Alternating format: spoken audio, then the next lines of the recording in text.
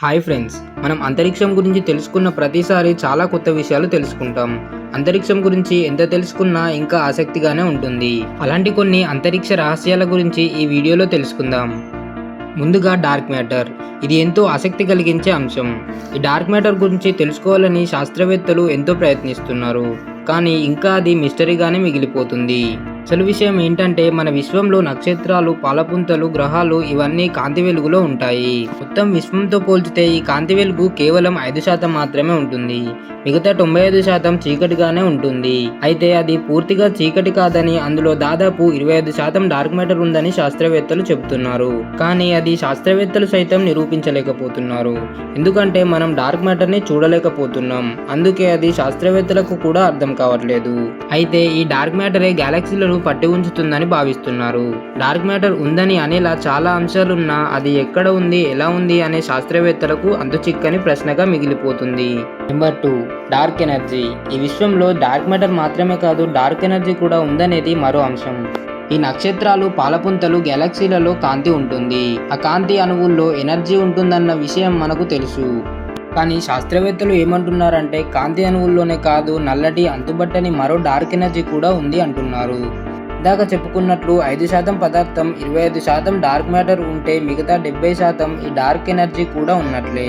కానీ ఆ dark energy నిజంగానే ఉంది అనేది శాస్త్రవేత్తలు నిరూపించలేకపోతున్నారు. కానీ ఈ డార్క్ ఎనర్జీ చాలా శక్తివంతమైనదని అంటున్నారు. డార్క్ మ్యాటర్ ఏమో అన్నింటినీ పట్టి ఉంచుతుందని, డార్క్ ఎనర్జీ మాత్రం ప్రతిదాన్ని విడగొట్టాలని చూస్తుందని చెబుతున్నారు. Number 3, black holes. వీటినే తెలుగులో కృష్ణబిలాలు అంటారు. మనం చాలా వీడియోస్లో బ్లాక్ హోల్స్ గురించి చూసే ఉంటాం. అయితే అసలు ఈ బ్లాక్ హోల్స్ నిజంగానే ఉన్నాయా అనేది కూడా ఒక మిస్టరీయే. ఎందుకంటే ఇవి కంటికి కనిపించవు. శాస్త్రవేత్తల ఊహల ప్రకారం ఏదైనా నక్షత్రం పేలితే దాని మధ్య భాగంలో ఓ ఖాళీ ప్రదేశం ఏర్పడుతుంది. అది చాలా శక్తివంతంగా ఉంటుంది. ఎంతంటే అది మన సూర్యుడి కంటే కొన్ని కోట్ల రెట్లు శక్తివంతంగా ఉంటుంది.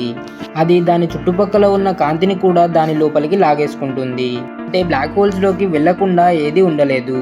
గ్రహాలు, నక్షత్రాలు అన్నీ బ్లాక్ హోల్స్ లోకి వెళ్ళిపోవాల్సిందే. బ్లాక్ హోల్ చుట్టుపక్కల ఉన్నవి మెరుస్తూ ఉంటాయి కాబట్టి వాటి ఆధారంగా అక్కడ బ్లాక్ హోల్ ఉందని శాస్త్రవేత్తలు అంచనా వేస్తారు. అయితే శాస్త్రవేత్తల ప్రకారం మన మిల్కీవే గ్యాలక్సీలో దాదాపు 10 కోట్ల బ్లాక్ హోల్స్ ఉన్నాయని అంచనా వేస్తున్నారు. Number 4, the multiverse. ఒకప్పటికంటే ఇప్పుడు శాస్త్రవేత్తలు దీన్ని బాగా నమ్ముతున్నారు. బిగ్ బ్యాంగ్ ఏర్పడిన తర్వాత ఈ విశ్వం మొత్తం ఆవిర్భవించిందని నమ్ముతున్నాం. అయితే ఇలాంటి విశ్వాలు చాలా ఉన్నాయి అంటున్నారు శాస్త్రవేత్తలు. అయితే మనం ఉన్నది ఒక చిన్న విశ్వం మాత్రమే అంటున్నారు. ఇంకొందరేమో విశ్వంలో మరొక విశ్వం కలిసి ఉండొచ్చని అంటున్నారు. దీన్నే ప్యారలల్ యూనివర్స్ అంటారు.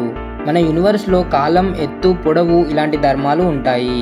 అయితే మనలాంటి వేరే యూనివర్స్లో వేరే రకమైన ధర్మాలు ఉండవచ్చు.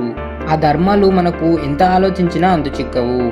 ఇప్పటి వరకు మనం మన విశ్వాన్ని చూసింది 0.1% మాత్రమే అంటున్నారు శాస్త్రవేత్తలు. Number 5, anti matter.